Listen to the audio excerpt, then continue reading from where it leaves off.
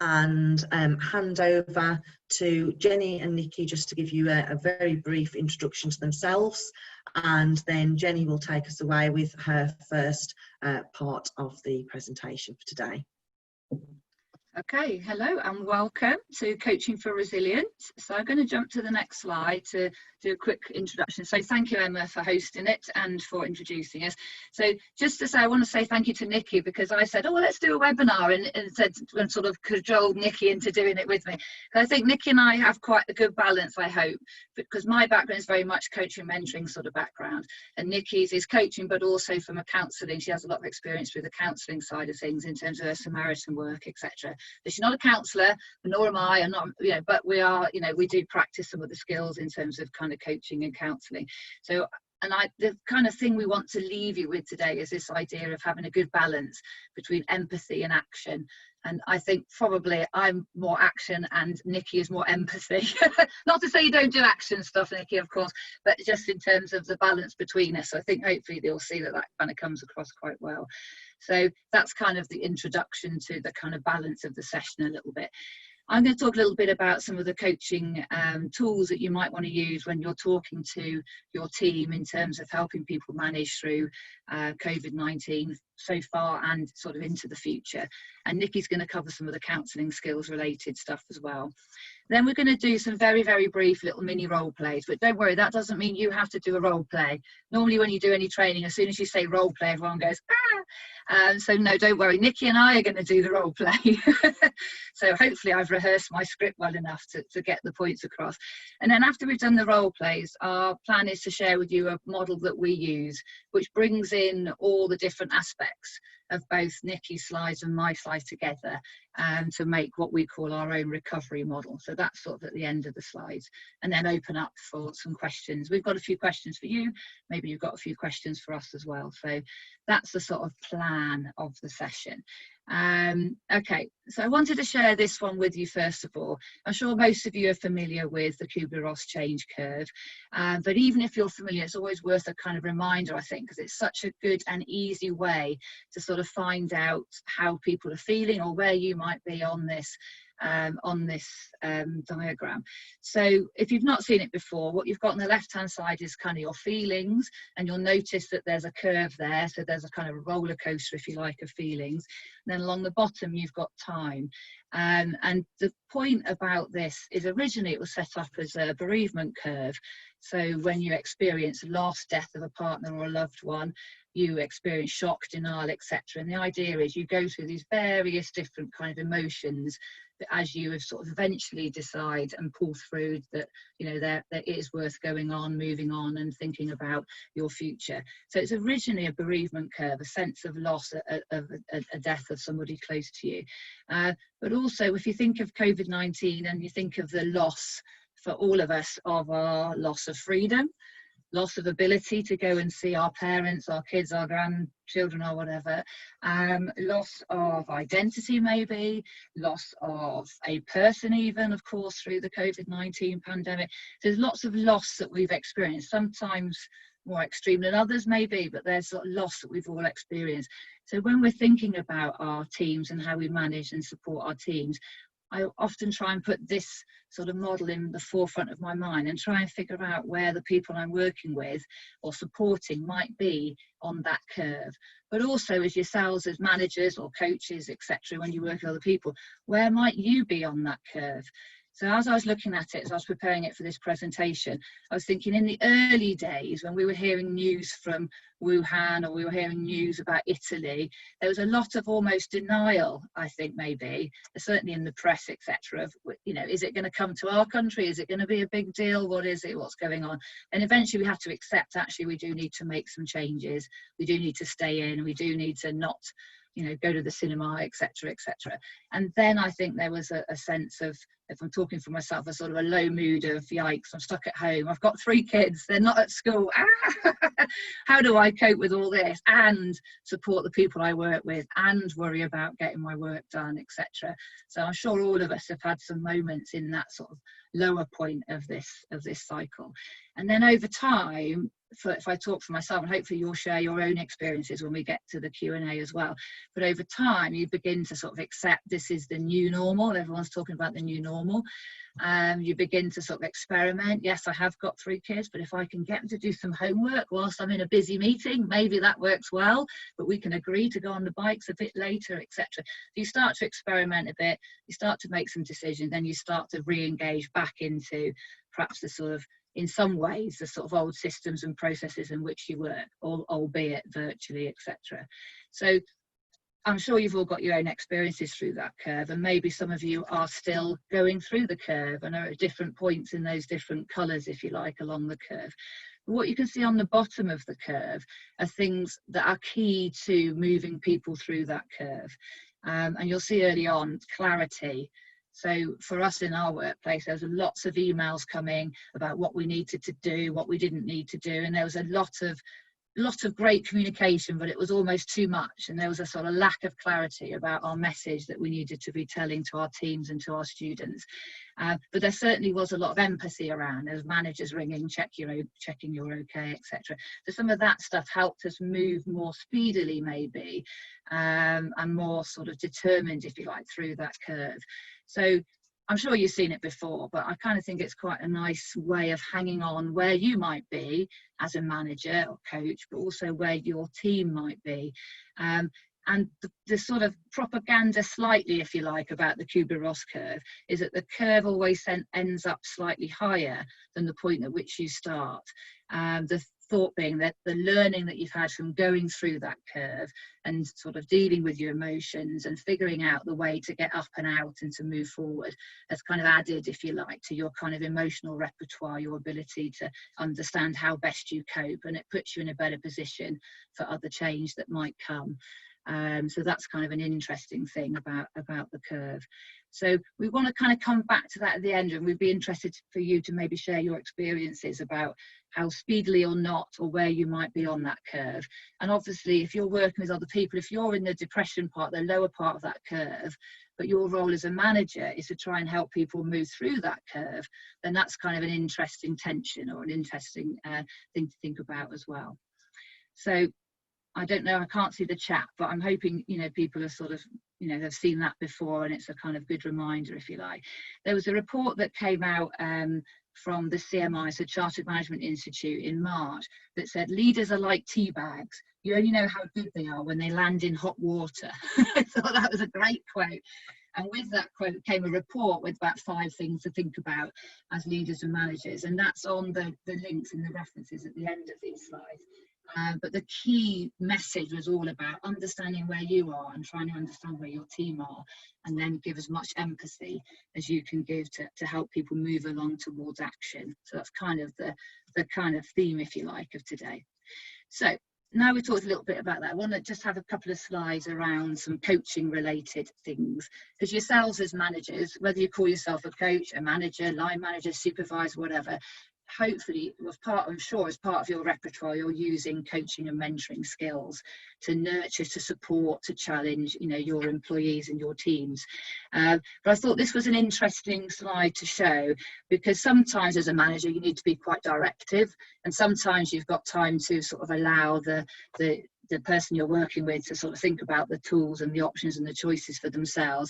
Sometimes you need to be more supportive and more nurturing, and other times you need to then provide more stretch and more challenge. So as a manager, you're kind of working through this kind of matrix, if you like, and you're taking on different roles.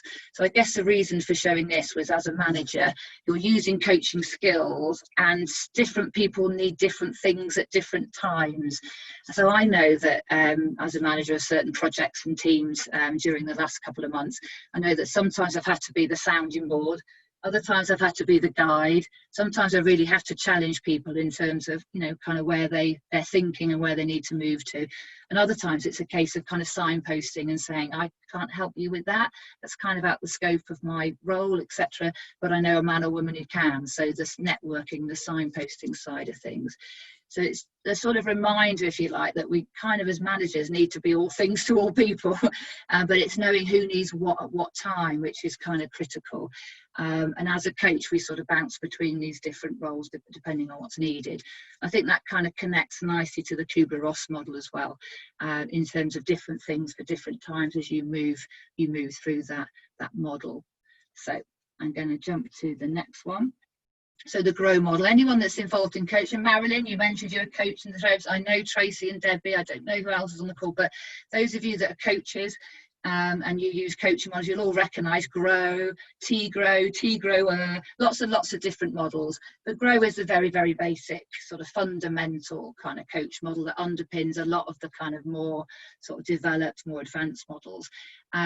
So I kind of always like to sort of talk a little bit about GROW, because the starting conversation you have with your employees is kind of, you know, what's this conversation about? What's the goal? What do we hope to achieve? And it might be you as a manager having a conversation with someone in your team, and your goal is to get them to complete a piece of work on time, but their goal is to just hope that you get a better understanding of how they're feeling during these difficult times. So different goals, different starting points maybe. So getting clarity about the purpose of the conversation is always a good start. And coaching, a great definition of coaching is a conversation with a purpose. So what's the purpose? What's the goal? And then when you've got a sense of what the conversation and what it is that that employee or that team might need support with, what's the reality? So your reality and their reality could be quite different. You know, my reality is I'm in the corner of a bedroom talking to you, hence why I've got the Golden Gate Bridge behind me. Nikki's reality is she's in this spacious office with all this room. Look at her face. So different people, different realities, and at different times. So one day you might talk to me and I'm all jolly and life is good. Other days, not so much. So different reality. So where are we? And, you know, how do these two things kind of connect? Then the next thing is about options, choices. So what are the options? What could you do? What are the choices? What could I recommend? What do you already know about? What tools have you got at your disposal to use in order to kind of make, you know, life better, more positive, more action orientated moving forward perhaps. And then at the end there's the W of GROW, which often is the way forward, the action side of things, but alternatively it can be the will. So what's the motivation behind that? So you can have a great chat with your team or with your manager, whichever, you know, who you're talking to, and then at the end, if you're not really feeling motivated to make a change or do anything different, then kind of, you know, the chat went the wrong way. So have a little think about the will and the way forward in terms of the kind of action planning side of things. But the key that Nikki will tell you about in a minute is not to jump to action, but to jump to some of that early exploring stuff first to understand the real reality. But if we jump too much to action orientated stuff too soon, we haven't explored everything, and therefore we might be providing answers and options and ideas for future movement, which aren't actually the thing that the employee might want to uncover and talk about in the first place. So we really do need to check on goals and reality before we even think about the way forward. And then another model that I quite like is the Oscar model. So it's not dissimilar to the GROW model. And it's got a C and a K. So C for choices and K for know-how or knowledge. So depending on kind of, if you Google it afterwards, depends on kind of where you find it. It's kind of slightly different spelling of it. But the key about Oscar, as much as it's about outcomes and goals again, it's about moving around and recognizing the choices and the options and then thinking about what's appropriate for that person to think about moving forward. The thing I like about Oscar is the scaling questions. So the S for scaling. So, you know, on a scale of 1 to 10, 10 being high, 0 being low, you know, how are you feeling about yourself today? Or how are you feeling about your progress with your work today? Or how are you feeling about the last week in terms of, you know, the things that you've achieved, etc. And it really gives you a great steer, I think. So anybody that we've taught, so Tracy and Debbie, etc., we always start conversations with you about starting on a scale always, don't we? On a scale of 1 to 10, how do you feel about your ILM portfolio? 2 out of 10. Right, okay, let's see if we can help move that to 3 or 4 out of 10. So it's a real quick way of getting an idea of where somebody is and the positioning and their thinking, if you like. If it's 10 out of 10, that's great. How can we make it 11? Or how can we make more of that, etc. So Oscar, I think, is quite a nice, simple model. And one thing that we've done on the reference slide at the end is giving you some links to some really great questions and some links to some of these models, so that if you're not familiar with them, or you are but you just want a refresher, or indeed just want to have a look at our perspective on it, then have a little look at some of those links. They'll take you to some sort of more detailed ideas, if you like. So I think I'm coming to the end of my slides here, but this is the coaching spectrum. So Miles Downey, etc., have developed this, and it's the sort of directive, non-directive scale. So us academics, we like either a matrix or a scale. We like something that you can move around. So if it's got a box in it, we immediately love it. So this is a directive, non-directive sphere or spectrum, if you like. And the idea is you as a coach, you as a manager using coaching skills would move up and down this spectrum depending again on what is needed. And it depends on how much support and how much challenge that person needs at that time. So if we go back to the Kubler-Ross curve and we go back to the GROW model, etc., it's about how much challenge can they bear today. So by challenge doesn't necessarily mean confrontation, but by challenge can be, you know, well, can you explain why that didn't get done last week or whatever? There's ways of asking that and ways of challenging them that can be more supportive. So different people in different places on the Kubler-Ross curve will need different amounts of support and challenge. So early days COVID-19, if I talk for myself, I needed loads of support and not much challenge. Over time, now I've leveled it with myself and I'm coming out of that curve and thinking actually this works quite well with kids, etc. I'm thinking, well, I need to reduce some of the support now and increase some of the challenge and start pushing myself more to, you know, to get some of that stuff done that I might have left in those early March days, etc.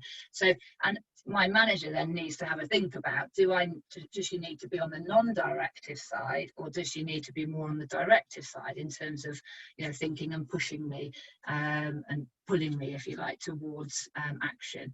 So I kind of like that spectrum, because us as coaches, we're often thinking, where do I need to position my questioning or the support I offer in terms of going up and down this spectrum? And it does depend how much challenge and how much support you think that that person might need, or indeed that they ask for.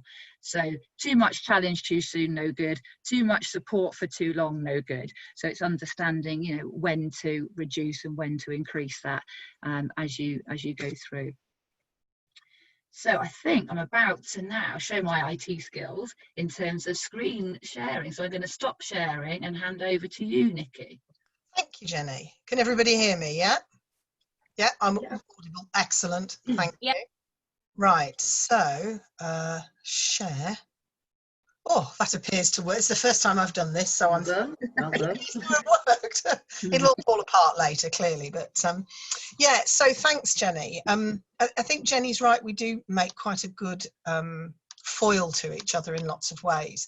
So although I've got lots of experience in terms of coaching and mentoring, some of it gained in business, some of it through academia, also a lot of it through my experience with Samaritans. I've been a volunteer there for about over 25 years now, and over the years I've done a lot of supporting of newer volunteers and helping and supporting other volunteers in developing their skills. And although we're not trained counsellors by any means, a lot of the skills that we use have their roots in, you know, places like Carl Rogers's view on how to engage in those sorts of things. So what I really wanted to talk about is some skills and how we can best use them. And I think when we're coaching, particularly when we're talking to people who might be in the earlier stages of that Kubler-Ross curve. And I think for me, one of the challenges of thinking about a curve is that it assumes that the direction is always forward. But I think often I tend to think of Kubler-Ross's model as I don't know, a bit more of a ball, and sometimes I think people kind of ricochet around inside that a little bit. So we might be feeling really great today, and today might be a good day, but actually tomorrow we could be back into the why is this happening, this is terrible, I don't know what I'm doing. So I think it's always mindful, it's good to be mindful of the fact that, you know, people can be in different places. So we might need to work harder some days at building rapport to build trust with some people than we do on other days. It can be hard for us to really hear what people are saying, particularly if they're saying things that we'd rather not hear. So listening and how we listen well is important. And also thinking about our questioning skills is really critical.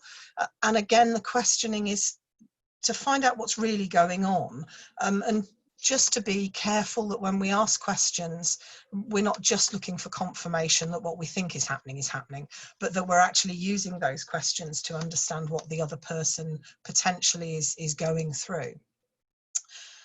So if we're thinking about building rapport, there are obviously lots of ways of doing this, but I think being genuinely interested in the other person and giving them your undivided attention is really important. And I know that, you know, if you've got the kids in the background and lots of other things going on and your mobile ringing and things pinging on the computer, it can be really hard to do that.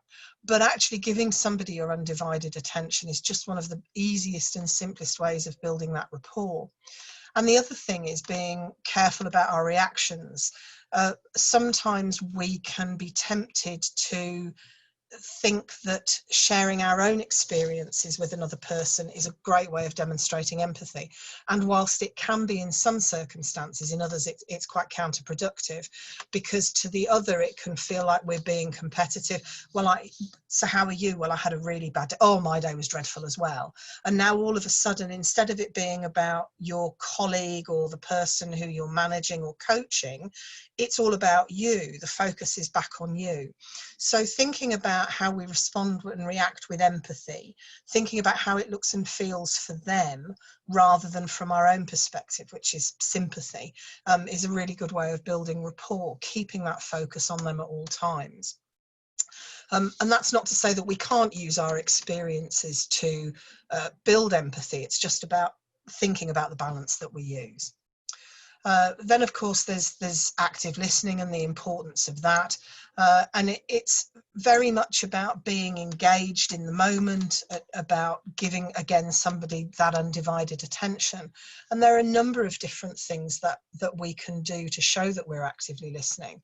You know, we can nod and make the right noises. We can, you know, show all the body language things, although on Zoom that can sometimes be a bit more of a challenge. I think to, you know, for people to pick those up. So we can do that. We can clarify what we're being told. We can reflect keywords that the other person uses. We can do all of those things. But I think for me, one of the most important parts of active listening is summarizing what we've heard. And we tend, I think, often, if we're possibly uncomfortable with what we're hearing or unsure of how to respond, we can be tempted only to summarize the facts. So somebody will give us some information with some facts and some emotion in it, and we're quite comfortable summarizing the facts, but we're not too sure what to do with that emotional stuff, with the feelings, so we'll sort of push them to one side and maybe ignore them and just hope they go away, or I don't know, disappear or something. But actually, if you think about it from your own perspective, having those emotions that underpin what's going on ignored can often make everything feel worse rather than better. So we don't necessarily have to engage in a huge conversation with the other person about how they're feeling and about what's going on. But it's important to acknowledge it, to give them the opportunity to share some of that if that's what's appropriate. So summarising both the factual and the feeling element of what we're being told is really important, and using their words rather than ours can help. Summarising is also a really great way of checking out that we've actually understood what we think we've understood, that actually my understanding of what you've said and your understanding of what you've said are the same things. And that's particularly important. And again, giving somebody your undivided attention, so listening without interruption and without judgment. And I think this is one of the things where being aware of what our face is doing is really important, because very often our face gives away our reaction before our words do. And it can be very easy for us to judge other people without recognizing that that's what we've done. And to go back to summarizing the facts and feelings, I think one of the things that stops us from summarizing those feelings can be an anxiety in ourselves about what are we going to do with those feelings. Am I going to have a conversation with somebody about things that make me uncomfortable, that I don't know how to deal with? Have I taken the top off a can of worms I'd rather not have looked at? And often also, I think for a lot of us, particularly in more senior roles or where we've got responsibility for people as managers, I think sometimes there's an element of, but what if I can't solve it? What if this person shares things with me and I don't have a solution? And I think it's important that we realise that actually the problem might not have a solution, and ask ourselves honestly, is it really our problem to solve? We can maybe provide people with some guidance about places to go, or some suggestions about what things might help them to deal with those issues. But ultimately, the solving of the problem is down to the other person. We can't do that for them. And I think if we remember that, it can make us easier for us to engage with the feelings element of the conversation. It's also, I think, really important to recognise that feelings need to be dealt with before we can move on to the facts. If we're feeling emotional, it's almost impossible for us to think logically. The two states of mind don't really coexist in any meaningful way. So if we're trying to get people to think logically about factual things and about some of those things that Jenny was talking about in the models, you know, in terms of grow, what's your will, what options have you got? Actually, if I'm still feeling emotionally incapable of engaging in this conversation, it doesn't matter what the options are. You can tell me what you think I ought to be doing, and I may well nod and agree, but the chances of it happening are fairly remote very often. So it's really critical to understand that the best way of getting a good outcome from a practical perspective is to deal with the emotional stuff first, really. And to find out those things, of course, we need to ask questions. And open questions, one of the benefits of open questions is that they can reduce the amount of assumptions that we make in our questioning. So you're really interested in that, aren't you? Almost kind of forces me to agree with you whether I want to or not. Whereas how interested are you in that as a solution means that I can potentially be honest with you. So it allows for some honesty. It stops us making assumptions, and both the phrasing of an open question, actually thinking about how to ask an open question, a good quality question, is much more challenging for us than just asking a very simplistic closed question. So it makes us think more, makes us ask better questions potentially, and also encourages the other person to think more deeply about their response.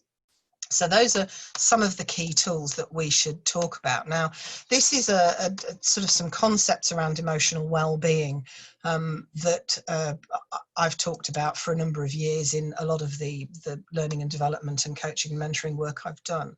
And I think we can think of our emotional well-being as being a scale. And if we're at the top of that scale, at that sort of process, we have high levels of emotional well-being and resilience. And when something happens, maybe we have a bad day or things don't work out quite as we want, we might be a bit upset or a bit annoyed maybe at the end of the day, but generally we'll bounce back. So by the time we get up the following morning, things are back to normal because we've got this high level of emotional well-being and resilience. However, if we keep getting those knocks or there are other things going on, and thinking about the current situation we're in at the moment, you know, this could be I'm having to work from home with poor IT, a lousy internet connection, the kids want, you know, a piece of me every 5 minutes. I'm worrying about finances because, you know, someone else in the household is furloughed, and all of those sorts of things. If those things start to put pressure on us, then the difficult things become harder for us to bounce back, and we find it harder to bounce back from these issues, to the point where eventually we get so pushed down that we struggle to pick ourselves up and carry on. And whilst it's really important that we recognise or try to understand where the people we're coaching or having coaching conversations with are in this particular process, we also need to recognise it in ourselves. Because actually, if we're down here in this red end, we're going to really struggle to be able to support the other people who we might need to be supporting as part of our role. And then this is from a leadership effect. It's a balancing of empathy and action. And I suppose really it just pulls together some of the things that I've been talking about. It talks about the importance of emphasising that a coaching or mentoring conversation is a safe place to talk about difficult things, to talk about feelings, for people to do that without being judged. And again, it picks up on the importance of using feeling words to validate the emotions. So I can see that this makes you very frustrated. And if you're not entirely sure that they're frustrated, you can say, it looks to me as though this makes you frustrated. Is that how you're feeling? So if it's clear how the other person is feeling, you can empathise in that way. And if you're not sure, then you can use it as a way of checking that out. Relate your own experiences, again, whilst being mindful not to put the emphasis on you rather than the other person. And some useful guidance there in terms of using feel, felt and found as a way of helping to take that focus off you and keep it on the other person. And then if you've looked at all the emotion in sufficient detail for that individual, then you can test if they're at a point where they're ready to start thinking about practical things. And I think the note at the bottom is particularly important about not to get caught up wallowing with them. And I think that's where there's a difference for me in terms of sympathy and empathy. Empathy is about being able to maintain that little bit of professional distance that allows me to really empathise with how difficult that is for the other person, but without me kind of being sucked into the emotional feelings that maybe they're having and getting too emotionally involved. So that brings me to the end of my slides and the bits that I wanted to do. So Jenny and I are now going to do a little bit of a role play for you. And Jenny, are you going to turn your mic back on? Yeah, you're going to have to do lip reading role play, I think. Apologies. I'll wave at you, but I don't do sign language either. So we're going to give you a couple of examples of how a conversation with a staff member or a coachee might go. And whilst you're watching and listening, we just thought you might like to make a note of which conversation you felt more comfortable with and why. What elements of the conversations, did you think might be useful or helpful? And also, how do you think both parties, so both Jenny and myself, are feeling about the conversation? You ready, Jenny? I'm ready. Okie dokie. So, hi. So let's just assume it's the beginning of the working week. Hi, Jenny. It's great to speak to you. How was your weekend? Not bad. Not bad, yeah. Yeah, okay. We've got lots of deadlines and meetings this week, haven't we? So lots to get on with. Yeah, lots of meetings and deadlines. I'm worried about how I'm going to meet them all, actually. I've got kids, I've got husband that's furloughed, I've got too many other things going on. I'm really, really concerned about how I'm going to juggle it all. Oh, it's a real issue, isn't it, having all of those things? I know exactly what you mean. I'm so pressed for time. We've spent all weekend trying to sort things out for the kids, and you just get into such a mess with it, don't you? So much pressure. But you're really great at time management, so I know you'll be absolutely fine with those deadlines, won't you? You always manage to get things done. Yeah, I do normally, but I'm particularly worried at the moment because everything seems to be taking 3 times longer. I thought IT was meant to be enabling, it's not really. And as well as work taking longer, I've got all these other things that are sort of playing on my mind. So yeah, I'm really struggling a little bit here with how to handle everything. Yeah. Well, it sounds like, you know, you're right. IT aren't really being very helpful, but I think, you know, we're all in the same boat with that. So, I think you'll be fine. Just, you know, just keep going with what you're doing. I mean, if it's really a problem, I can always ask Lorna to step in and take some of the workload off from you. No, it's all right. I'll find a way. Don't worry. I'm sure I'll find a way. Okay, well, you know, you can, if you've got any questions about the prep for that meeting at 2:30 tomorrow, or the deadline on Thursday, or the 4 o'clock meeting on Friday, just let me know, okay? And other than that, I'll catch up with you next Monday. Okay, thanks, Nikki. Thanks for calling. Okay, thanks, bye. Okay. Okay, should we try that one again? Right. Jenny, good to speak to you. How was your weekend? It's not been too bad. You know, it's been a bit hectic with the kids and whatever, but I was sat up in bed late last night thinking, I've got all these deadlines, I've got all these meetings, I'm a bit worried about how I'm going to do it all. Okay, what is it in particular that you're most worried about, given all of the deadlines this week? Well, I've got to read that PhD by the end of the week. I've got some teaching I need to prep for. I've got this webinar that Emma Bloomfield keeps telling me I've got to do, and I've got to do some marking. And meanwhile, hubby's doing some food bank stuff, which is really great, and I really applaud and think that's wonderful, but it means the kids are at home. Wow, yeah. So there's clearly a lot going on, isn't there? What are you, what have you thought about in terms of prioritizing? So, you know, if you think about it, what's of those things is worrying you the most? I think I'm worried about the PhD, reading that PhD, because it's like, you know, 30,000 words and etc. etc. But I sort of know that that's not due till next week, but it's in the back of my mind because it's so big. Yeah. And is it kind of a bit of an overwhelming concern for you?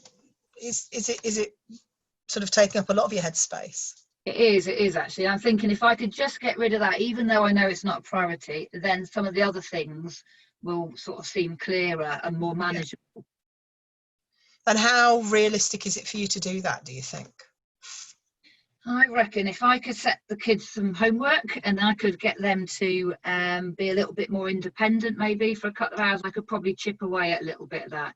I think if I could I've realised that that's the thing that's sitting on my shoulder. Yeah. So, yeah. Okay. So is that something that, I mean, who else could help you with that? You know, could your other half kind of help you with the setting up of the homework so that when he goes out and you get on with the kids, that, you know, that they're a bit more independent there? Is that something that he could help with? Is there that an option? Yeah, I hadn't thought, but I think that's a good option. I mean, he's brilliant. He's done loads of great stuff. I feel a bit guilty asking him to do more, but I think, if he could just help me get over this hump, then I could probably do more. So it's about getting the balance, isn't it? Yeah. Mm. And does that feel like a feasible thing for you to do today, or what? Yeah, I think definitely going to have the conversation with him today about that, and then try and plan maybe the next couple of days how we can do it. I think also I need to recognise I can't read 30,000 words in a day, so I'm going to have to find a way to break that down. So yeah, which I do anyway, and that's what I tell other people to do as a coach. You know, how do you eat an elephant bit by bit? But yeah, I need to listen to my own advice. It's always easier to tell other people to do it. So on a sort of a scale of 1 to 10, how are you feeling about your workload now, do you think? I think having had a bit of a chat to you, I feel like it's doable, but I recognise I don't ask for help enough, so I need to ask hubby for help, and then maybe I can come back to you and ask you for another chat in a couple of days when I've levelled in my head what else priority for the rest of the week. Could I ask you for a bit of support? Well, I was going to say, what do you want to do? Do you want to set up an appointment now for a couple of days? Do you want to give it 24 hours and come back to me? Do you just want to leave it fluid? What works best for you?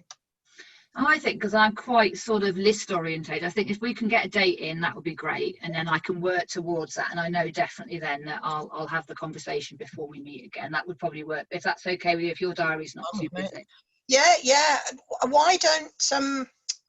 Why don't you give me an idea of a couple of times on the day that suits you, And then apart from that, we've got a meeting tomorrow, haven't we? And a deadline on Thursday and a meeting on Friday. As long as you avoid those time slots, I'll see what I can do to fit you in. So send me a couple of ideas of when's good for you, and we'll have a look at that then. Okay, thank you. I appreciate it, Nikki. Thanks for your help. Okay. And yeah. Anything else in the meantime, pick up the phone, you know where I am. And if there's anything else that you can do that I can help with, or I don't know, maybe point you in someone else's direction who might be more help than me, let me know. Brilliant. All right, thanks, Nikki. Thanks for your concern. I appreciate it. Cheers, Jenny. Bye.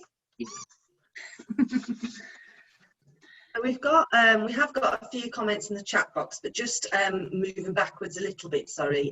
We have got a question from Mike, Nikki, to you around developing listening skills. Yeah. So Mike has asked that he trains his clients to use the rapid repeat technique.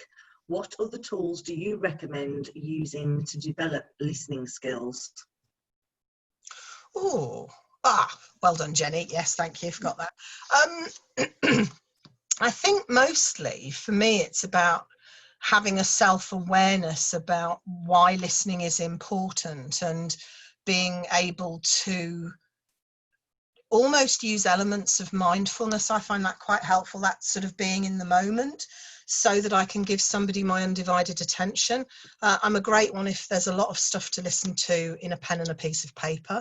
I'm jotting down just bullet points so that I can then use my summarizing skills to go back. So I might go back thinking about that example there, and I might go back and say, okay, Jenny, so you said you've got, you know, hubby's doing the food bank, the kids are at home, you've got a lot of deadlines, you've got the PhD, so that I'm demonstrating that I've listened, and then going, so which is more important? So for me, it's about using what I've heard to encourage the other person to expand on it, which I suppose is more questioning than listening. But sometimes I find it hard to separate the two out, because for me they're really fundamental. But I think a lot of it is just about that self-awareness around listening to it. I'm not sure that rambling response has actually answered it, Mike. Apologies. Just can I just butt in as well? Just looking at Mike's question, you said you use the rapid repeat technique. So can you unmute yourself, tell us a little bit about that? Oh, maybe you haven't got mute. Or maybe you haven't got sound. I don't know. Well, let me unmute Mike, just one moment. Oh, okay. No, he's off mute. We should be able to hear Mike. you, Mike. Hi, Mike. Can you tell us a little bit about your technique and see if that we can see how that fits with our recovery one?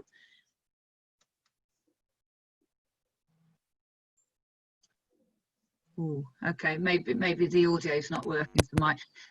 The extra thing I was going to say, building on Nikki's, is this bit about obviously active listening. There's lots of stuff written about active listening, and Stephen Covey, etc. So there's a link that we've put in the references, which takes you to some sort of listening kind of models and listening ideas. But the thing I would say, for what it's worth, is the importance of silence. So you might ask a question and then wait, and then it doesn't matter if it's a bit uncomfortable for you, just wait a bit longer, and it's amazing what kind might come. So it's about the right questions, but also the space to then have the answer and then to listen. Oh, hi, Mike. Hiya. Hi, how are you doing? Well, first of all, can I say thanks very much, and it's lovely to get onto a webinar from the old university. Oh, brilliant! Welcome back. Thank you so much. Thank you. It's been a little while, but thoroughly enjoyed this today. Yeah, okay. And thanks very much for the opportunity to talk about the rapid repeat technique. The listening piece is interesting for me. I've been involved with coaching for 25 years. I started when I was 6 years old, obviously. Obviously. And what's interesting is how closely it sits with sales, because that's very much my background. But the sales and coaching piece at the heart is everything you've talked about here. And what really struck me as a fledgling coach was being told how important it was to listen. And yet nobody was teaching me how to listen. They would teach me very much about summarizing, note-taking, questioning, which is great for summarizing, note-taking, and questioning, but none of it has anything to do really with how to listen. I think your answer, which was around the mindfulness, is so important and focusing in. But again, so how do you do that? We had a conversation with the NHS's listening team, and which exists. Who knew that existed? And we said, how do they teach people how to listen? And we kind of showed them what we did and what they did. So the rapid repeat technique is very much about taking up the slack that the brain has got because of its capability to process so much information, but the spoken word not taking up that slack. And all you do is when somebody is talking in your mind, and it's important that you do it in your mind and not out loud, in your mind you instantly repeat everything that they're saying, hence the rapid repeat technique. And it might be that some of the many participants on here are doing this now, consciously or otherwise, so we're now repeating a fraction of a second afterwards what I'm saying, and it means that effectively you're taking up quite a bit of that slack. There is a second more advanced technique if you don't mind me sharing. Would that be all right? No, please do. Yeah. And again, this is something that we discussed with the team at the NHS, and they said if you get two sound sources, so in old money, if you like, have a television and have a radio on and have the sound source next to each other.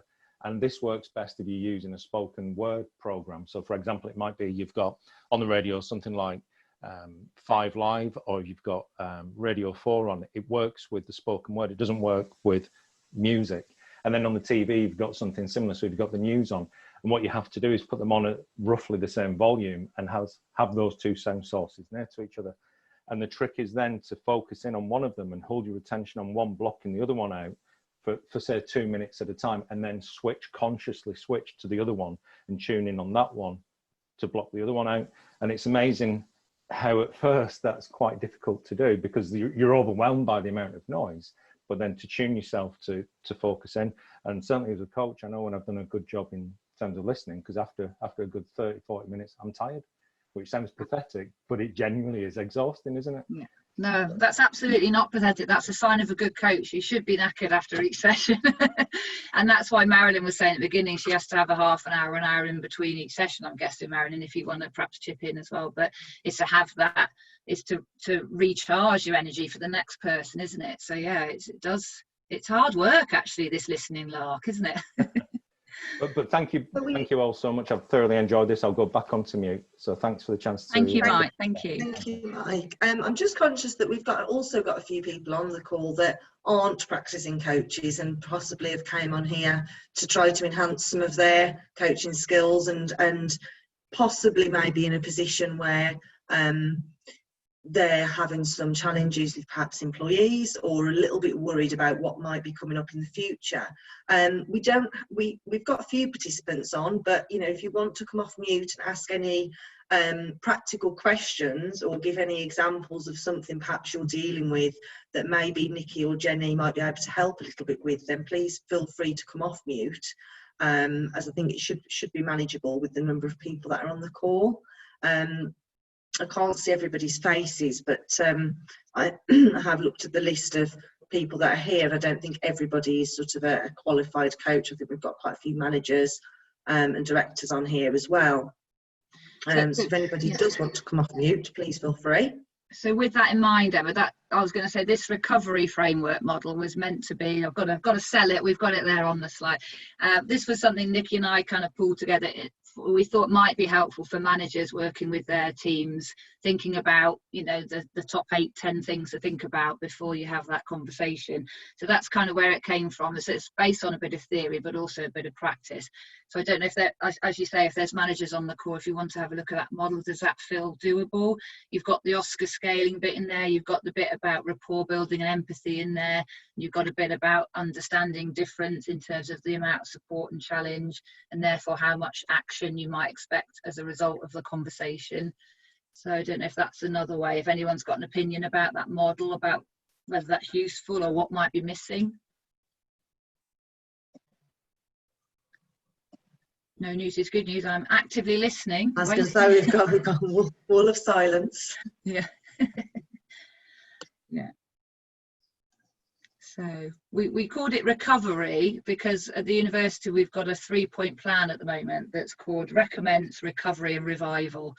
And we thought recovery is kind of the middle point. We feel like we've done some of the crisis kind of getting over the early hump, and now we need to think about how we can recover and get back to whatever the new normal might be. So that's hence the recovery acronym. As academics, we like a matrix a spectrum and an acronym. Now we're happy. Any comments on the model?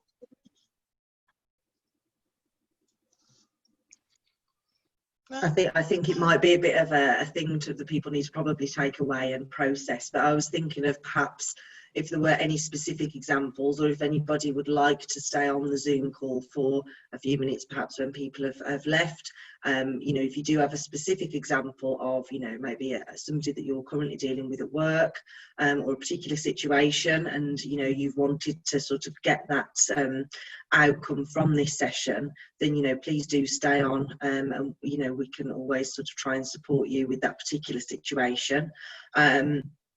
But if nobody has any sort of questions around the content, then, you know, thank you all for your time, and really hope you've... One quick one. Go on. Yeah. It's just to say, I think, you know, I've been working as a flexible working implementation consultant since 2003 in terms of helping organisations transition staff into remote working, flexible working and working at home. So the new thing that's going on is my old normal. But I think one of the things that managers often don't realise, and it's one of the first things I talk about when I go in to look at how, you know, having people work remotely, is just pointing out the whole thing. And it came up in the role play, but when people work from home, they tend to actually overwork rather than slack off. Because, you know, people often think of working from home, oh, you're having a day off then. And I think many are starting to realise. And so I would definitely say if managers aren't thinking about that aspect when they're talking to staff, that can be one of the reasons why people are even under more pressure, because they're trying to prove that they're working, and they're actually taking on too much. So I would, you know, from a coaching perspective, I would say, you know, exploring that in the world that we're residing in at the moment is a really important factor, and one that I probably put on the table right at near the top of the list in terms of really looking out for that. And that also comes down to, of course, good management, because if you manage by seeing rather than managing by objectives, there's a problem anyway. But I definitely say that's one that I'm always looking for in those kind of coaching conversations, because people can burn themselves out, and it's exasperated now with what we're actually dealing with. Absolutely agree. And there's all this stuff about Zoom fatigue and too much of the screen or whatever, but even if you're not on the screen, you're still thinking about work, because your work's in your home now, isn't it? Every time I go to bed, I see my laptop. That's not what I want to see.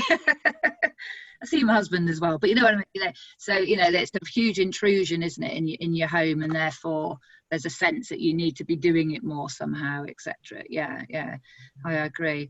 Our neighbour is an accountant. He runs an accountant's firm that's in both the UK and America, and he was saying that he's been saying to his team, look, if you get your work done and you're finished by Thursday lunchtime, have a long weekend. You know, as long as you get your work done, I don't care. I don't need to see you doing it. I just accept. And I think that's a big thing, isn't it, that your manager or your employee, you need to have the trust that they'll do it, and trust that, you know, you'll do a good job, and you don't have to be there 12-15 hours online every day, do you? But yeah, that's absolutely important, to recognise we're all a bit overworked and underpaid at the moment, aren't we?